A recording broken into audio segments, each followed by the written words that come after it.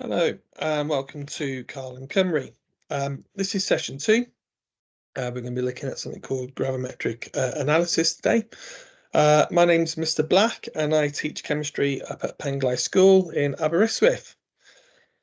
So, let's look at what this practical is all about then. All right, well, gravimetric analysis is one of the ways we can identify a substance. And in this particular scenario, we're going to be identifying a group 1 chloride salt. And I'm just going to recap with you, if I was identifying a salt, I certainly wouldn't be using this method. There are a lot easier ways to identify a salt, but it's important that you know how this gravimetric analysis works. And I've just quickly put this slide on here just to point out to you, really you should know how to test for a salt. And if you don't, then I suggest you go and look at the resources that are already uploaded on Carl and Cymru for you. There's lots and lots of sessions that have been recorded. I know I've done a session here on identifying ions, chemical tests. So highly recommend you go and look at those presentations. I think there's some in year 12. I think there's also that some will be there in year 11 as well, or GCSE, year 11. So if you don't know how to test for ions and you're not familiar with precipitation reactions, it might be something worthwhile you doing before you go through this presentation. Okay. Other things that might be helpful for this presentation would be to have your data book with you, periodic table especially, and also your practical book as well, so you can actually read through this practical. And it might be worthwhile, perhaps before watching this, you read through the practical yourself and perhaps just brush up on what it involves and thinking about what each step is.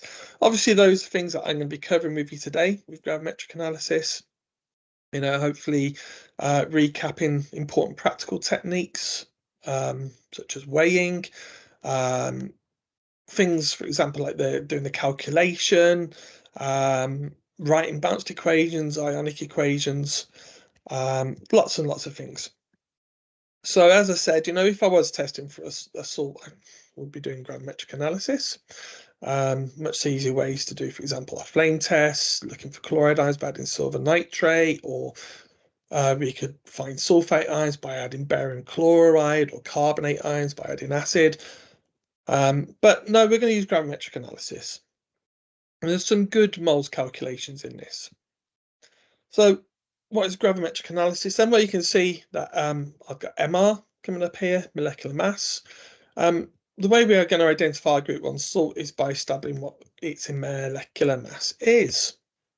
So the next slide then brings up all the formula triangles that you're expected to kind of know for going into your Unit 1 test. And obviously be expected to know these for the whole of chemistry, really. So you can see there's not too many formula triangles for us to know, or formulas. Which one do you think is going to be most useful to us today? So I'm just going to have a little pause there for you to just have a look and work out which formula triangle is going to be most useful. Okay, and obviously it's this one here because we have molar mass. Just pointing out this formula triangle, this is for when you've got a solution. Okay, so you've got a concentration and a volume. This formula triangle is for when you're working at number of particles, Avogadro's constant. Okay, and then these formulas here, this formula triangle is for a gas. This is where you have a molar volume. So if you know what if it's STP, RTP, or they quote a molar volume to you. And this is our ideal gas equation where we don't have we don't have standard temperature pressure or room temperature pressure or a molar volume. So this is the formula triangle I'm going to use today then. So let's explore this one. Okay, so if we want to know a molar mass, all we need to do is have a very accurately weighed mass of substance. Okay, so we're going to use some scales here, which are very precise. I'm going to talk to you about weighing, one of the most important things you'll be doing in your practical techniques in year 12 and year 13. Not as simple as it sounds and quite often done wrong. Okay, That's what we're going to be using today. All right, so this has been accurately weighed out, our unknown chloride, and we've got 0.305 grams. We'll be talking about what we do with that today. If we want to know our MR, then we've got our mass. What we need to know to work out our MR is how many moles we've got. Now, there's no way of us knowing how many moles we've got in our 0.305 grams. So this is where our gravimetric analysis technique is going to come in. Okay, so here's our method then. I'm just going to let you have a quick read of that. I won't pause too long because you can pause the video, and then when you're ready, you can click on. Okay, so I'm just going to point out this term here. It's a funny term. Accurately weigh around 0.3 grams. So they're telling you around 0.3 grams. So you're going to weigh out around 0.3 grams, but you are going to measure that weight that you have precisely. So that's what accurately weigh around means. And we'll talk about the weighing technique later. And then the next thing to point out to you is they've added some nitric acid here. The reason they're adding nitric acid is because of this step here, okay, which is where they're adding silver nitrate to the solution. Now I'm going to ask you to think about what's going to happen. Okay, you can see here silver chloride is going to coagulate, which means precipitate. So again, just a quick pause for you, and I'm going to ask you to think about the word and symbol equation for this reaction. If you don't know, you need to go and look at the Carl-Cymru site and see what other resources are available to you. So I say quick pause, and now we'll see the word equation, symbol equation. Okay. And you can see here that I've put the unknown chloride because I don't know what the group 1 metal is. I've used the symbol as X. Okay, so it could be KCl or NaCl, ICl. But you can see here we've got a precipitation reaction as shown by we've got two aqueous solutions being mixed, and we've formed our solid precipitate. The nitric acid, by the way, I did say, you know, that's added because of step 3. That's to make sure that if there's any other ions around that are going to form a precipitate, they're not going to. Okay, because the only precipitate we want today is going to be this silver chloride without any other precipitates forming. The ionic equation, hopefully you're familiar with how to do that. They're probably one of the easiest things you can do. All you need to do is identify your precipitate, which is our silver chloride. And then you just write down those two ions that are needed to form them. Please, when you're doing precipitation reactions, don't forget to put your state symbols. Okay, so why form a precipitate? Well, let's have a little think about that. So here's our equation again. You can see our silver nitrate's been added, clear solution, to our unknown chloride solution. This has got our accurately weighed mass of the unknown chloride in it, which I think was 0.305 grams. We add our silver nitrate and we form this precipitate of silver chloride. Okay, well, why are we doing that? Well, there's a reason we're doing that, because for every mole of silver chloride we form, if we look at the balanced equation,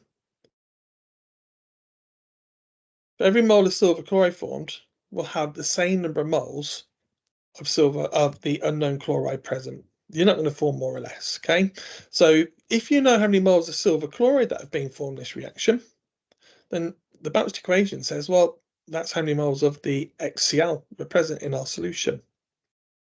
And the thing about the silver chloride is it's a precipitate, and you can see here, that means that once it's been formed, we can filter that precipitate off, and then we can dry it, make sure it's nice and clean, get it to a constant mass, weigh it, and we can work how many moles we've got.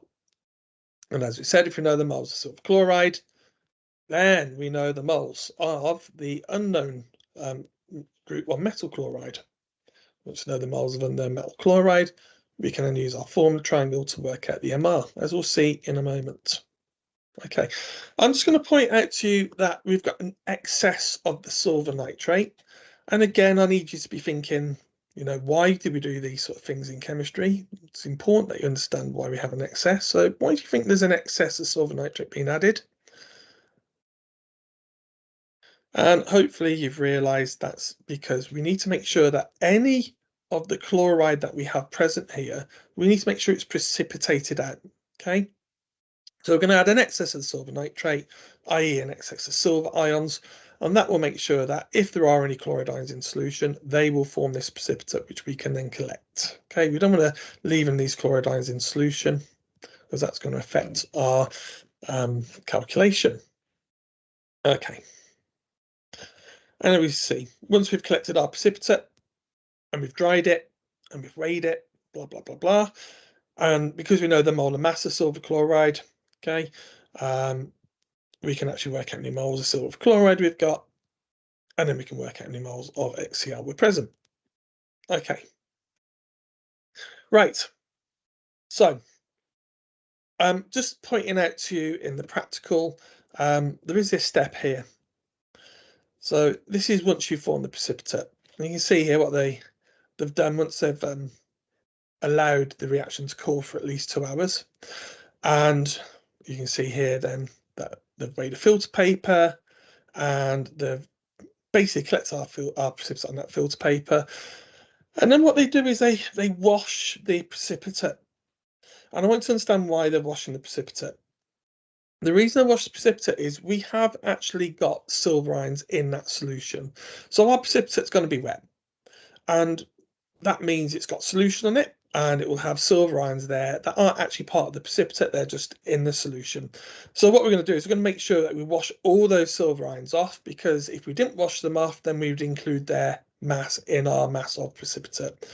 And we just basically, we wash the precipitate off with some deionized water. And then what we do is we test that deionized water with some HCl. And if we do have any silver ions that are on the precipitate, they will be washed off. And when we add the HCl, we'll see a white precipitate form. So if we do see that white precipitate form, what we have to do then is say, well, there could still be more silver ions on this precipitate. We're going to add some more deionized water to it. And so we wash off again, we collect that precipitate, that solution, sorry, that's being filtered off, and we add some more HCl. And if we see a white precipitate form, we know that there must be some more ions still on that silver chloride precipitate. So we wash off again, and we keep repeating this process. And when we stop is when basically we add some HCl to our wash solution and we don't see any white precipitate. That means any silver ions have all now been washed off. Okay. And then another really important thing here, and we'll perhaps talk about this later, is the fact that we have to dry the precipitate to a constant mass. And what does that mean? And why is it important? I'm just going to do a little pause again for you to think.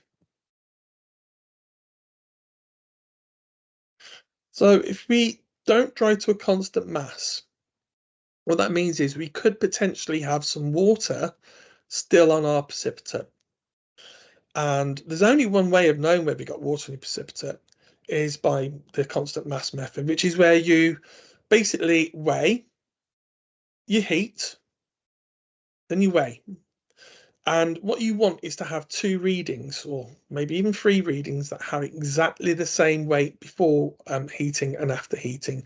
Once you get that constant mass, you know that there's no more water to evaporate from your solution, from your precipitate, sorry. Okay. So let's go now and look at our experiment. So there's a drying oven, by the way. So this is where you would be drying your precipitate and weighing it. And if the mass stays the same after 2 dryings, then you could assume that you've reached a constant mass. Okay. So here's our results. So this is the unknown chloride. This is our mass. We're trying to establish how many moles of the HCl are in this mass. And to do that, we formed this precipitate here. And we've formed 0.584 grams. Just going to pause the video there so you can see where that value's come from. So hopefully you can see here, here's our dry filter paper. This would have been the constant mass value. Okay, so where the mass hasn't dropped any further after a previous weighing. And we just subtracted the mass of the filter paper before any precipitate was collected on it. Okay, so I'm just going to do a little pause now. I'm going to ask you to see if you could use these results yourself to get through to your value of the MR for this unknown chloride. And if you can't, well, that's exactly what I'm going to be doing with you now. We'll also be going through some of the experimental techniques as well, and in subsequent slides.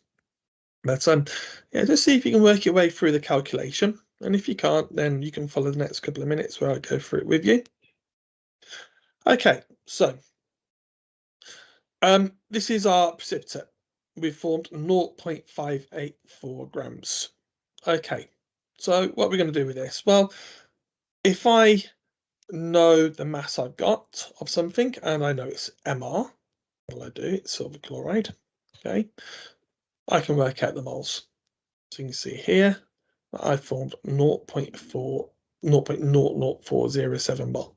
And I want you to remember your bounced equation that you wrote down earlier, okay, or hopefully wrote down earlier, which we relate the number of moles of silver chloride formed, so the moles of HCl present. So if you haven't got it written down, there's the equation for you. So we know we've formed 0.00407 moles of silver chloride. How does that help us? Hopefully you can see how we formed, or didn't form. We actually had then the equivalent number of moles of HCl. We've got a 1-to-1 ratio. So every mole of this formed, there must have been a mole of HCl present. Fantastic. So what's next? Now we know the moles of the HCl in our 0.305 grams. What do we do now? So a little pause. And I'll use put the formula triangle up there to help you. So we've got our molar mass now, which we can calculate using our experimental data. Okay, we've got our mass. This is the mass of the HCl. And now we just need to simply divide that by the number of moles of HCl present. Okay. And now we can see we come out with a molar mass for HCl as 74.94.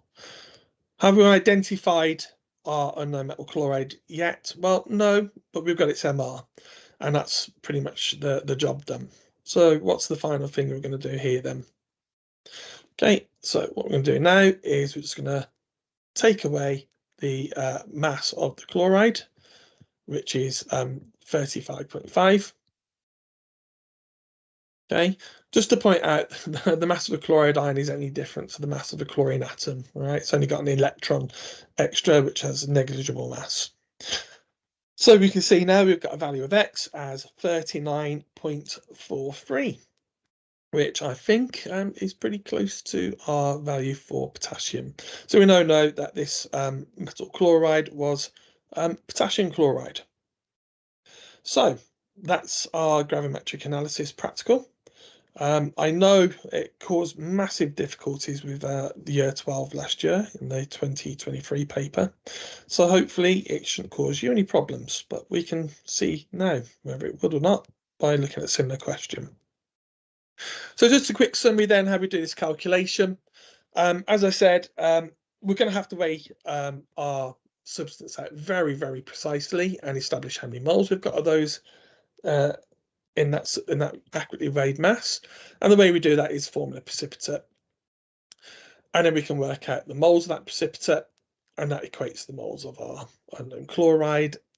So you can see here what I've said, basically the moles that you've got of your unknown chloride is equivalent to the mass you precipitate, i.e. silver chloride, divided by the MR of your silver chloride. And then once you've got that, you just go to your formula triangle and work out your MR. You've got the mass of your unknown chloride divided by the moles of the unknown chloride. So a little summary there, always useful to just bear in mind. Okay, so we're going to apply this now to a similar situation. This time it's not a chloride, we can see it's a carbonate.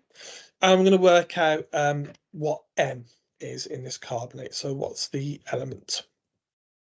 And we're going to do this by establishing the MR value of this carbonate.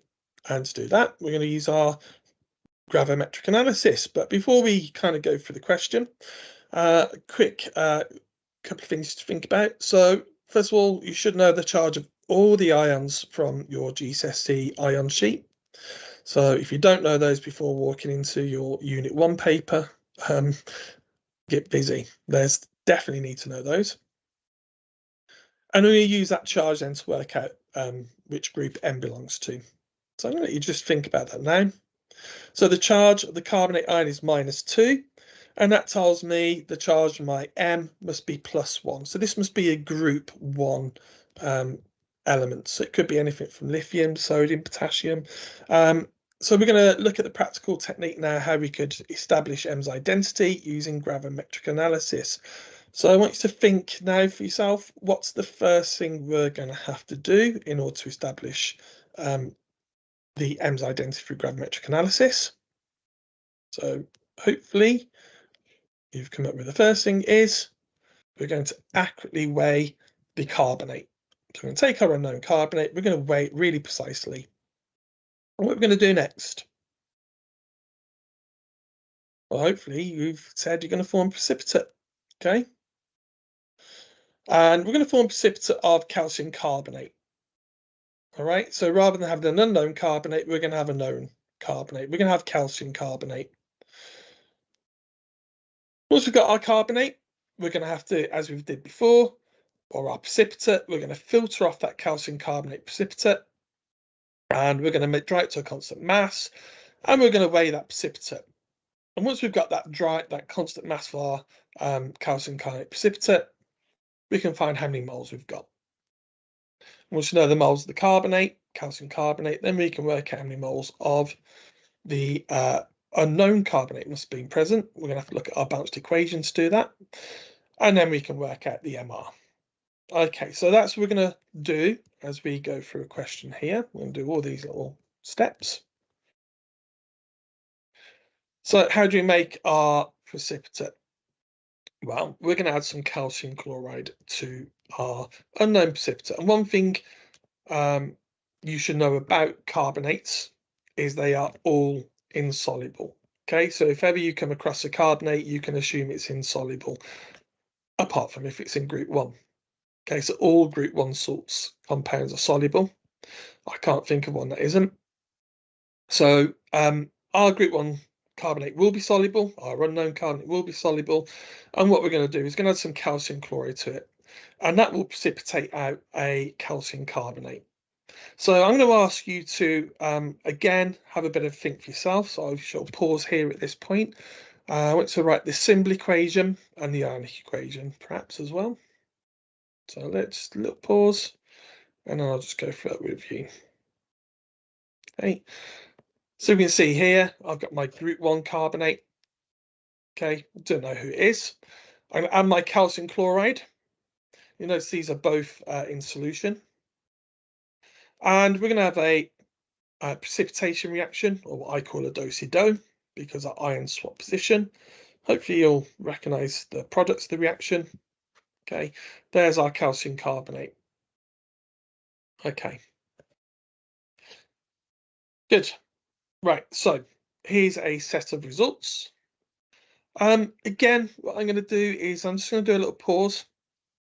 I'm going to ask you, perhaps, can you work your way through to working out the MR and hence the identity of M in this unknown carbonate? There's all the data that you need to do that. And so coming now back into our calculation.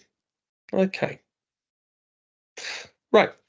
So you can see we're going to filter and dry to a constant mass and weigh the precipitate. And we get this mass here. Okay. So before you do any filtering, you've weighed your filter paper. After you've filtered and collected your precipitate and you've dried to constant mass, you get this value, and then we can work out the mass of carbonate formed by subtracting these two from each other. So we know that we've got 1.838 grams of calcium carbonate. What do we do next? So a little pause, think about what you've got to do, and now I'll carry on. So we've got our mass of calcium carbonate formed. Hopefully you've established that you're going to work out the moles of calcium carbonate. And you did that by taking your moles of calcium carbonate is equal to the mass divided by the MR of the calcium carbonate, which is 100.1. All right, so we've got the moles of calcium carbonate formed in our reaction. So the next thing then, what we're going to do now we've got the moles of calcium carbonate. Well, we're going to use our equation to find the moles of the unknown carbonate. So let's get our equation up. Okay, so let's use that balanced equation now to tell me or yourself how many moles of the unknown carbonate must have been present.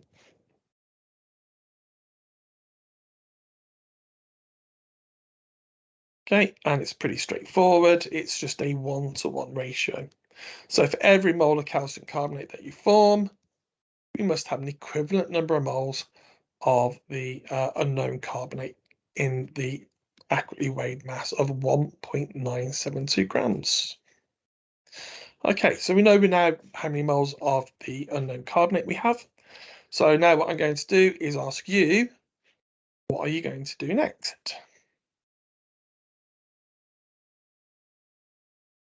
Okay, we're going to use our formula triangle. Okay, we've got everything we need now. We've got our mass and we've got our moles. Okay, so our MR, we're going to take our mass, 1.972, divided by the number of moles, which we've just established, 0.01836. And our MR comes out as 107.4. All right, so that's our MR of our unknown N2CO3, our group 1 carbonate. What I'm going to ask you to do then is just think about now what you're going to do with that value. Okay, so the next thing we're going to do then is we're just going to do this quick calculation here. I'll just run through what we've done here. So we've taken our MR, we've subtracted this 60. Hopefully you did that yourselves, realizing that the carbon is 12 and the oxygen is 16. So the MR, the carbonate ion, is coming out as 60.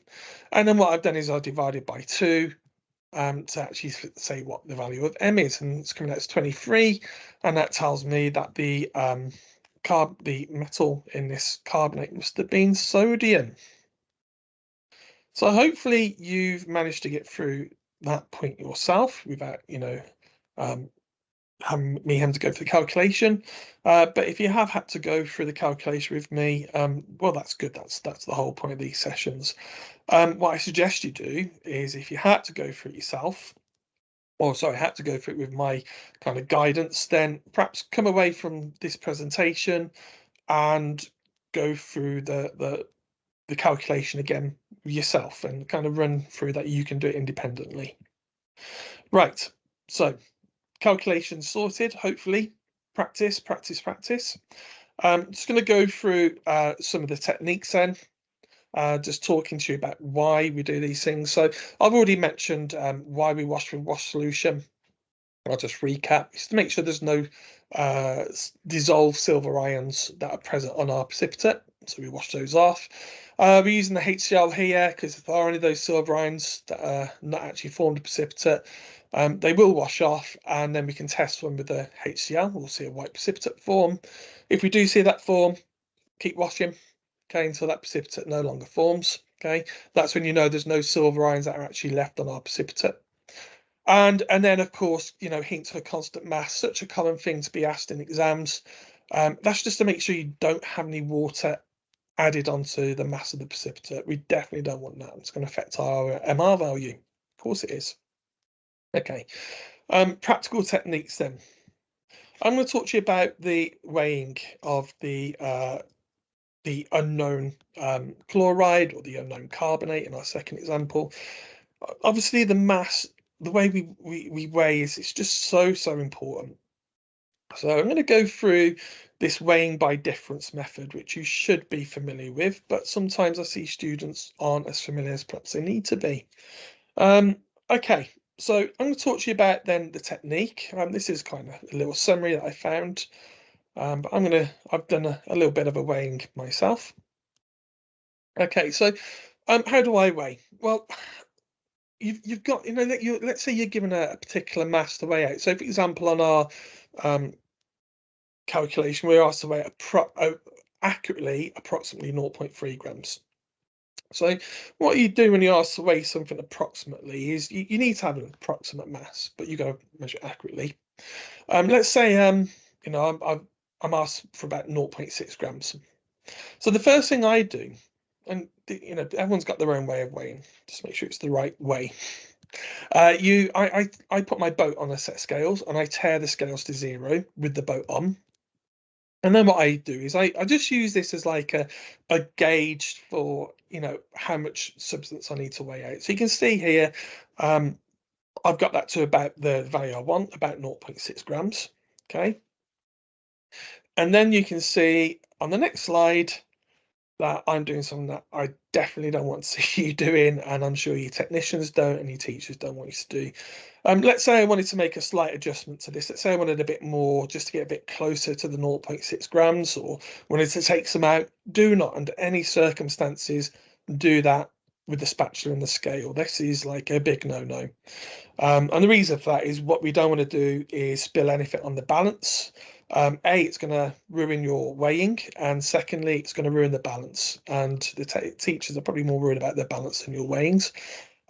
If you do want to do any adjustments when you're weighing stuff out, can you please make sure that that's done outside the balance? Then you can simply just replace your boat back into the balance and then do the weighing there.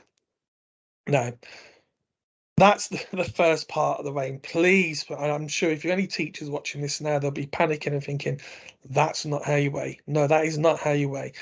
This is how you get a rough gauge of how much you need. Okay.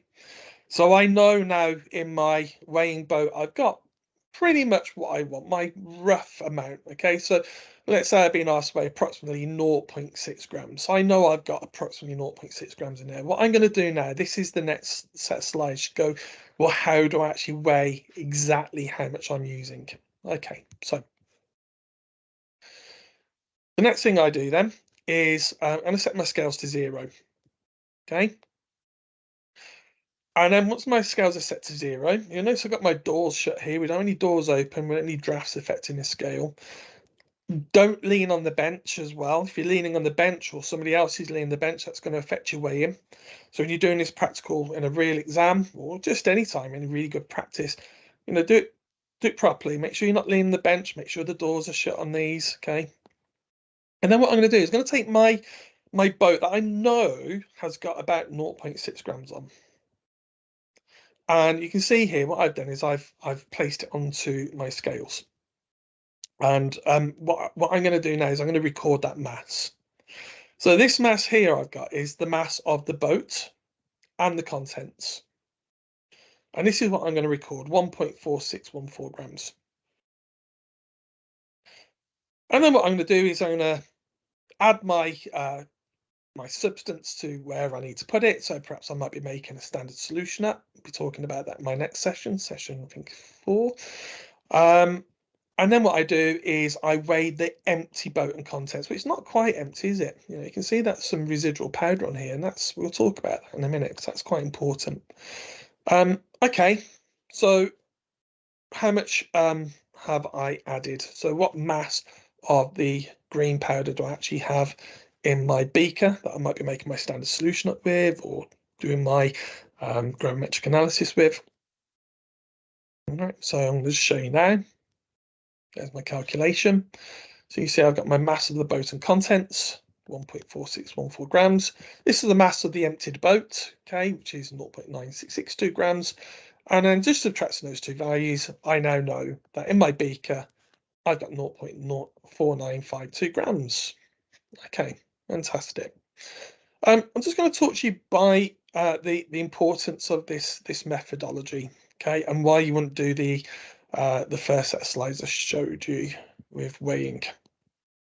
Okay, so the reason for that is, let's say I take my weighing boat, okay, and I just think, okay, well I need 0.6 grams. So I add my 0.6 grams, or let's say in this case around 0.5 grams, okay, and I say, okay, that's it. That's how much I've got. I'm gonna tip that into my beaker, and I'm going to then weigh that beaker. Oh, sorry, that's how much is in the beaker. This is the problem, okay? I haven't got 0.5246 grams in that beaker. What I've got here is I've actually got some powder left in the weighing boat. So I haven't got 0.5246 grams. That's why we have to do the weighing by difference method, the mass of the boat and the contents, okay? And I actually did a little, exercise here just to see what difference it makes. Does it make any difference? Okay. Well, okay, you can see here that's how much I thought I added, 0.49. Well, no, that's how much I added. That's my weighing by difference method. That would be the mass of the boat and contents. That's the mass of the boat with the green powder left over. Okay. So error in weighing. Okay, so what I actually did was I actually kind of did a little calculation here, and this is what I think I've added. Okay, and when I did a weighing by difference method, this is how much I actually had added. And you can see, okay, there's a difference of 0.0294 grams. And you might think, well, that's not much difference. But let's not forget the precision we're weighing to here. Okay, so we're using these accurate scales for a very good reason. They're accurate. And there's no point using accurate scales if you're going to leave a substantial amount of your solid on the weighing boat. Okay, and you can actually see here we're coming out with a 5.94% error. Now, and I will be covering this when we come on to do titrations, but the percentage error we have in an experiment is actually really important. It dictates to us the number of significant values we can actually quote to. And I will, like I say, when we do session 4, which is about titration, you'll see that I think the error margins is if it's around 1%, you can quote to 3 significant figures. But we're kind of moving away from that 1% error, just simply through this poor technique. This means that we can only quote then to 2 significant figures. But more importantly for you, when you're doing your real practical examination year 13, if your weighing, which is one of the first things you do in your method, is wrong, if you've left some of your substance on your weighing boat, it's just going to make all sorts of wrong. You're going to come out with a value that's way off from what it's the accepted value. Okay. So I've gone through there then the gravimetric analysis. Like I say, it's a really, really tricky, but actually quite easy question. All you've got to do is, make sure that you've run through those 2 calculations that we've done there. When we come to do the live session, I will have an actual question for you to practice, not one that we've obviously done here.